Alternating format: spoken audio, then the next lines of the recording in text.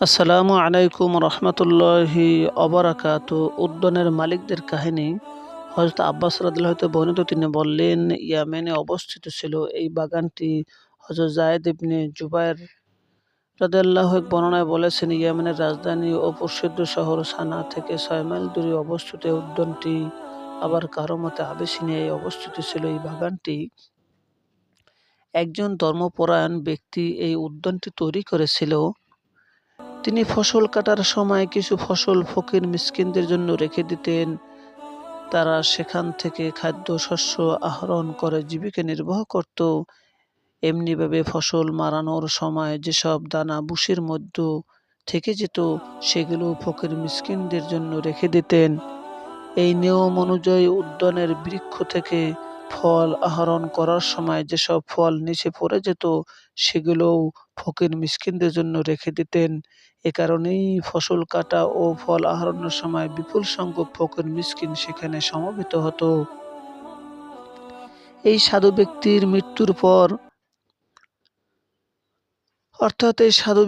মৃত্যুর পর তার ৩ পুত্র উদ্যান ও ক্ষেতের অধিকারী হলো।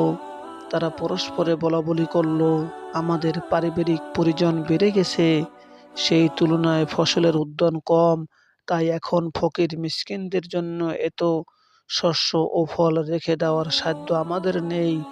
কোনো এক রেওয়াতে রয়েছে, পুত্রদ্বয় উচ্ছৃঙ্খল যুবকদের ন্যায় বলল, আমাদের পিতা ছিল বেওকুফ ছিল, তাই বিপুল পরিমাণে খাদ্য শস্য ও ফল মিসকিনদের জন্য রেখে দিত।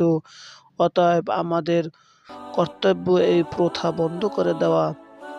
আল্লাহ তাআলা তাদের এই কাহিনী কোরআন শরীফের মধ্যে বলেছেন, সূরা কলমের ১৭ নম্বর আয়াতের মধ্যে, বিসমিল্লাহির রহমানির রহিম, ইন্না বালাওনাহুম কামা বালাওনা আসহাবাল জান্নাহ ইয আকসামু লা ইয়াসরিমুন্নাহা মুসবিহিন।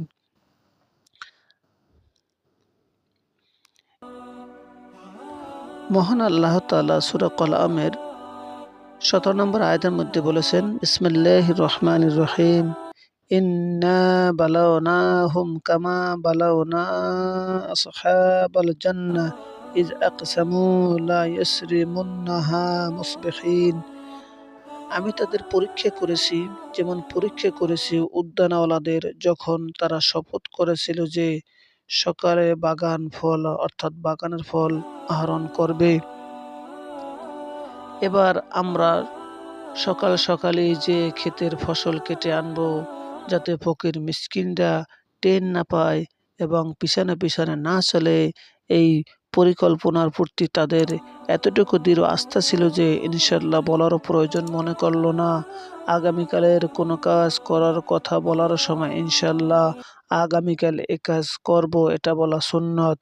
তারা এটাও কি পরোয়া করল না। এখান থেকে আমাদের শিক্ষা নিতে হবে। দেখা যায় ইনশাআল্লাহ আমাদের বলতে হবে, এক সময় যে দেখে ক্ষেত তাদের খালি পড়ে রয়েছে, অর্থাৎ সকল ফসল রাতের মধ্যে আগুনে পুড়ে গেছে। মহান আল্লাহ তাআলা আমাদের হেফাজত করুন। আল্লাহ ও রাসূলের প্রতি চলার তৌফিক দান করুন। আমিন। আসসালামু আলাইকুম ওয়া রাহমাতুল্লাহ।